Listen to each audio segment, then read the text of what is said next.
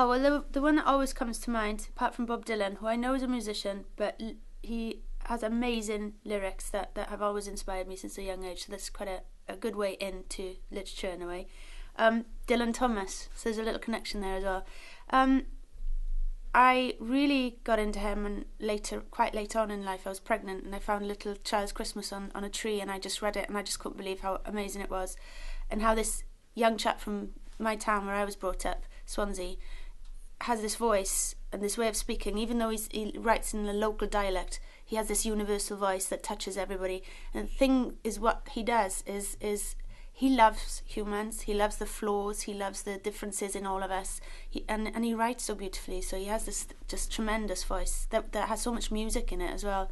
And so since then I've just become a complete addict, and I've become part of the judges for the prize for Dylan Thomas for young novelists as well. So that's a real thrill to be part of that. And I'm also one of the patrons to the Dylan Thomas Society.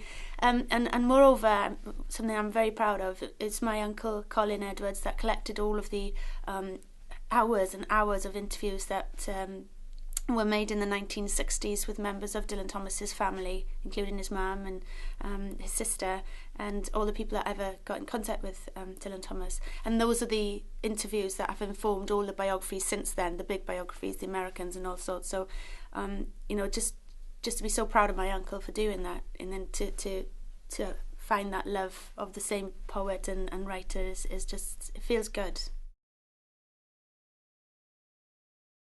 Bob Dylan, I always mention, because as far as I'm concerned, you can listen to his songs again and again and still get so much out of them. Quite often you can hear a song, if you hear it too often, then that's it, I won't want to go back. But with him, I don't. It works on so many different levels, melodically, lyrically. It's so raw, and that's what I like about music. I like to hear humans in music. I don't like to hear machines at work, particularly unless it's Kraftwerk, where you can hear the men behind the machines or the machine influence in the music. That's completely different. But today we've gone so far away from the natural sound and mistakes and all the character of human players, both singers and instrumentalists. So I don't listen to much. The music I like to listen to most will be 1920s early jazz players, Kid Ory, Bunk Johnson, King Oliver, Louis Armstrong, of course, mention Louis Armstrong, and then the blues players, just the people on the field corners that just played music. They didn't play it because they were going to be famous. They didn't play it because they wanted to sell records. They played it because it made them feel good or made sense of their world. So we're talking Mississippi John Hurt here, we're talking Snook Seaglin here, John Lee Hooker, great.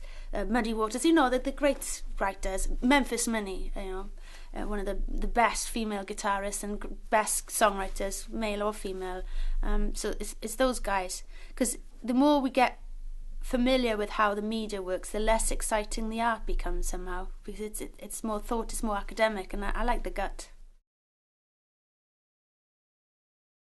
In a nutshell, it's kind of like a recipe book for music. So it's there to demystify music. Music is for everybody. Right now there's so much of the same sound of music out in the airwaves, radio and television.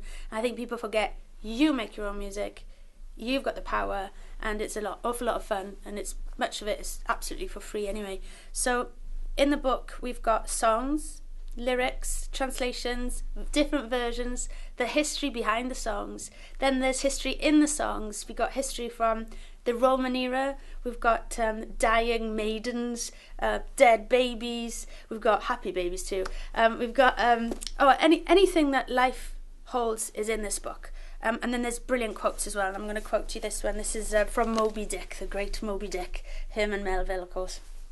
And this introduces this chapter called Sea Dogs and Blue Water, which is all the watery songs. Slowly crossing the deck from the scuttle, Ahab leaned over the side and watched how his shadow in the water sank and sank to his gaze, the more and the more that he strove to pierce the profundity. So that the more you look, the more complex life is, The more you learn, the more there is to learn. I love that quote. And then it begins the chapter of watery songs, and I'll give you examples. So I have a little bit about my life in Nashville, because it was landlocked, so as opposed to all this water, to live without water was quite interesting. Because instead of walking along the coast, I would then go to the biggest aquarium in town, which was in the Base Pro store where they sold guns and deer hunting bait, and have a look at the catfish in the aquarium. And there's other examples as well. So classics, because what I want to do is, if you don't read music, you'll know the melody, and then you can see how easy it is. Really, the notes go high, the dots go high, the notes go low, the dots go low. It's as simple as that. And then all the, you know, verses are there, options. What shall we do with the Virgin Mary? What will we do with the lime juice skipper? Soak him in oil till he sprouts a flipper. You need these songs in your life. The John B. Sayles, the Ash Grove, 1, 2, 3, 4, 5. Once I caught a fish alive. So there's familiar ones, and there's some great gospel stuff in the book. There's also some more obscure ones like Yes, we have no bananas, or I like bananas because they got no bones. Because you need that one in your life as well. But it goes a bit like this. If you want to try this one.